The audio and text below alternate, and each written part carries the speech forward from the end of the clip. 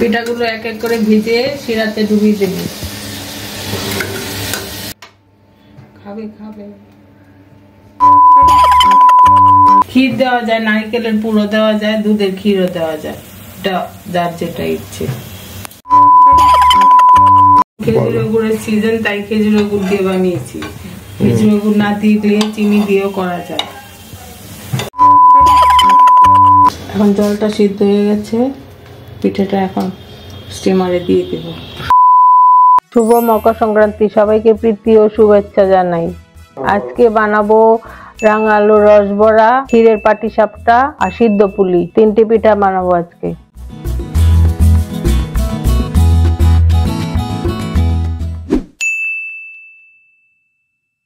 আলুটাকে সিদ্ধ করেছি, করে এখন আলুটাকে মেখে নেব। একটু ময়দা দিয়ে আলুটাকে মেখে নেব।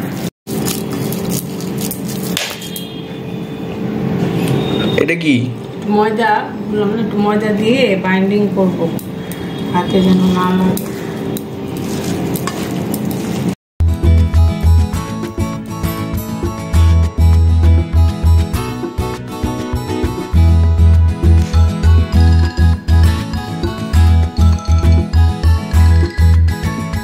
এই রাঙালুর ভেতরে এখন ক্ষীর দিয়ে পুর ভরবো। এই ক্ষীর দিয়ে? হ্যাঁ, ছোট ছোট করে বাটির মতো বানিয়ে ওটার ভিতরে ক্ষীর পুর ভরবো। পুর হয়েছে ক্ষীর।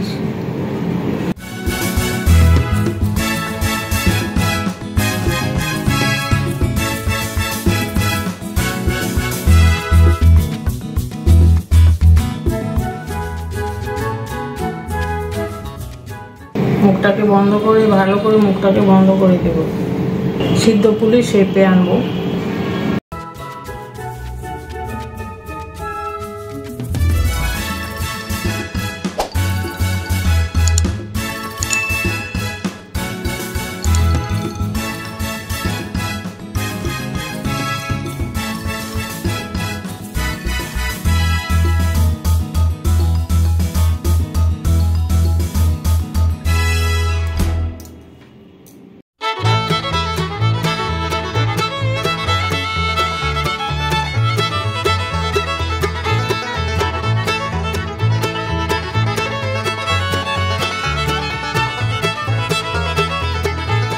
রাঙালু পিঠা বানানো হয়ে গেছে, এখন ওটার জন্য শিরা বসাবো। এটা কি শিরার জন্য? হ্যাঁ, শিরার জন্য চিনি জল দিয়েছি, এখন চিনি জল দেবো। এখন শিরাটা বসিয়েছি, শিরাটা ঝাল হবে, ভালো করে ঘন করে শিরাটা ঝাল হবে। 5 মিনিট শিরাটা ঝাল হবে। এটাকে আগে ভাজবে তেলে? হ্যাঁ, তারপরে শিরাতে দেবে? হ্যাঁ, পিঠাটা ভাজবো তেল দিয়ে, কড়াইতে তেল দিয়েছি।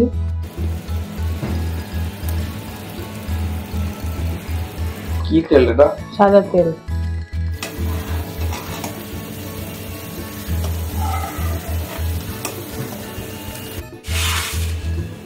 পিঠার জন্য শিরাটা হয়ে গেছে, এখন শিরাটা নামিয়ে রাখবো। এখন কড়াইতে তেল দিয়েছি, পিঠাটা দিলাম তেলে।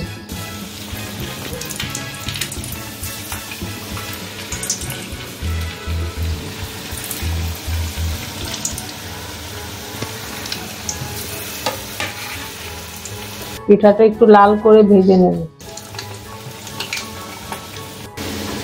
বলো, বানাতে কেমন লাগছে? বানাতে খুব ভালো লাগে। কটা পিঠা বানাবো আজকে? আজকে পাটিসাপটা, রাঙালুর পিঠা, সিদ্ধ পুলি। পিঠাটা ভাজা হয়ে গেছে, এখন শিরাতে দিয়ে দিব।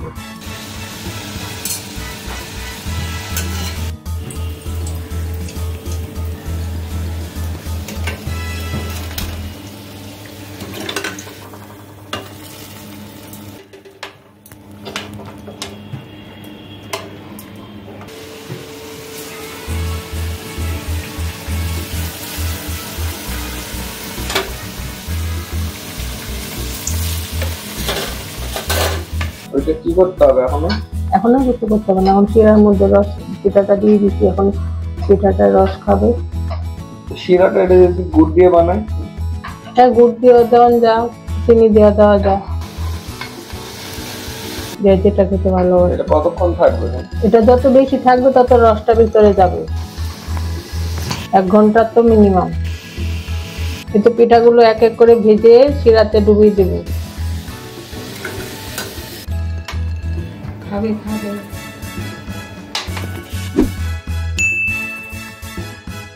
এখন পাটিসাপটা পিঠা বানাবো। গুড় গুলিয়েছি, গুড়ের মধ্যে সুজি সুজি আর ময়দা একসঙ্গে মিক্স করব। 1 কাপ সুজি 1 কাপ ময়দা। এটা দিয়ে 10টা পিঠা হবে। গুড় গুলিয়েছি, গুড়ের মধ্যে সুজি দিয়েছি, 2 কাপ সুজি 2 কাপ ময়দা। সুজি ময়দা মিলিয়ে দেয়। ব্যাটারটাকে সুজি ময়দা গুড় একসঙ্গে মিক্স করে ব্যাটারটাকে গুলিয়ে নিচ্ছি ভালো করে। এটা ফ্রাই প্যানের মধ্যে একটু তেল লাগাবো। তেলটা বেগুন দিয়ে হতে পারে, তুলো দিয়ে লাগাতে পারে। ফ্রাই প্যানে একটু তেল লাগিয়ে পাটিসাপটাটা দেবো। এখন দিচ্ছি পিঠাটা।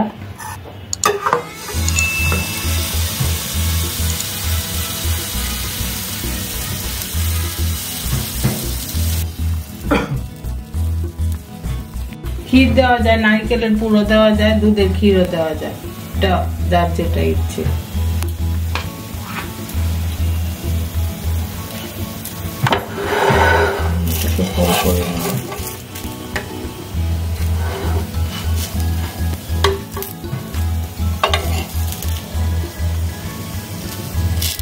এটা কি ননস্টিকেই করতে হবে?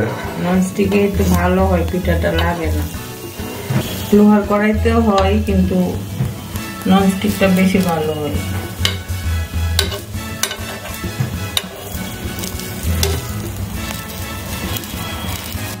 পাটিসাপটা হয়ে গেছে, নামিয়ে নেব।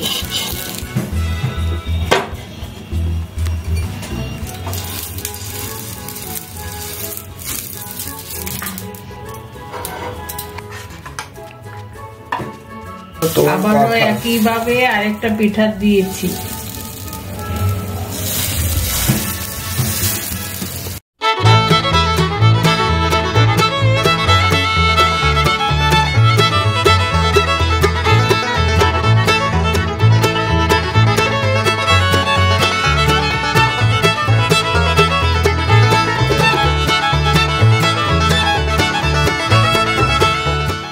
এখন খেজুরের গুড়ের সিজন, তাই খেজুরের গুড় দিয়ে বানিয়েছি।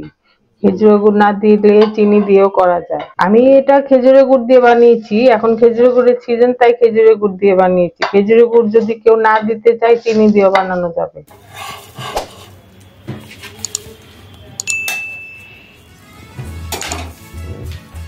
আর কি পিঠা বানাবে? আর সিদ্ধ পুলি বানাবো। আজকে আর বানাবো না, আবার অন্য আরেকদিন বানাবো।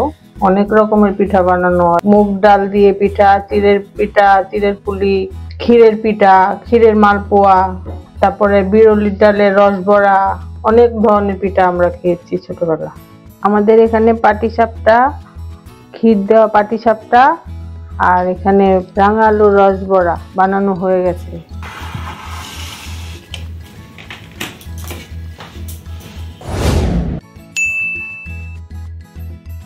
নারকেল আর গুড় দিয়ে একটু বানাবো, গুড় বানাবো। ওটা একটু আগে করা হয়ে গেছে, দেখাতে পারি নাই। গুড়টা বানিয়ে রেখে দেবো। গুড়টা হয়ে গেছে। এটা কি? আর এখানে সিদ্ধ পুলি বানাবো। চালের গুঁড়ো, সিদ্ধ চালের গুঁড়ো, এটাকে একটু ভেজে নিতে হবে। 5 মিনিট ভেজে তারপর গরম জল দিয়ে মেখে নেব। চালের গুঁড়োটা ভাজা হয়ে গেছে, এখন নামিয়ে নেব। এখন জল বসিয়েছি, জলটা সিদ্ধ হলে তারপর চালের গুঁড়োটা মেখে নেব। জলটা সিদ্ধ হয়ে গেছে, এখন চালের গুঁড়োটাকে অল্প অল্প জল দিয়ে মেখে নেব।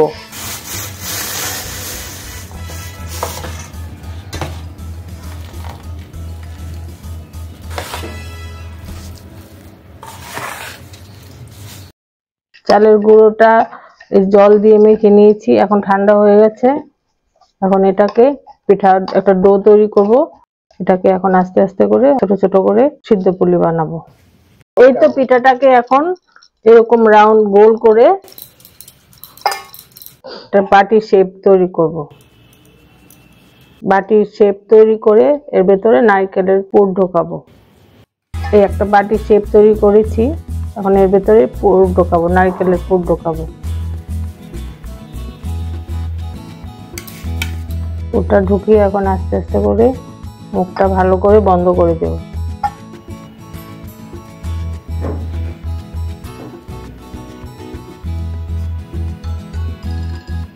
অনেক রকম ডিজাইন করা যায়, যার যেরকম ডিজাইন করতে ইচ্ছে করে সেই রকম করতে পারে। আমি একটা কাঁটা চামচ দিয়ে ওটাকে একটু ডিজাইন করে দেব।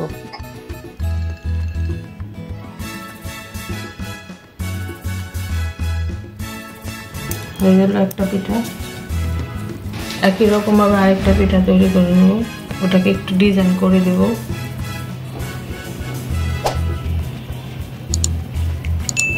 তিনটা মুখ সিঙ্গারার মতো।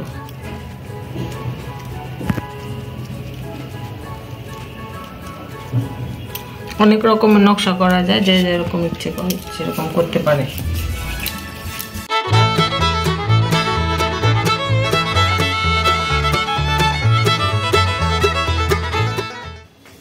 এখন জলটা সিদ্ধ হয়ে গেছে, পিঠাটা এখন স্টিমারে দিয়ে দেব। ভাপে 10-15 মিনিট ভাপ লাগবে সিদ্ধ হতে। এটা পুরোটাই ভাপে সিদ্ধ হবে।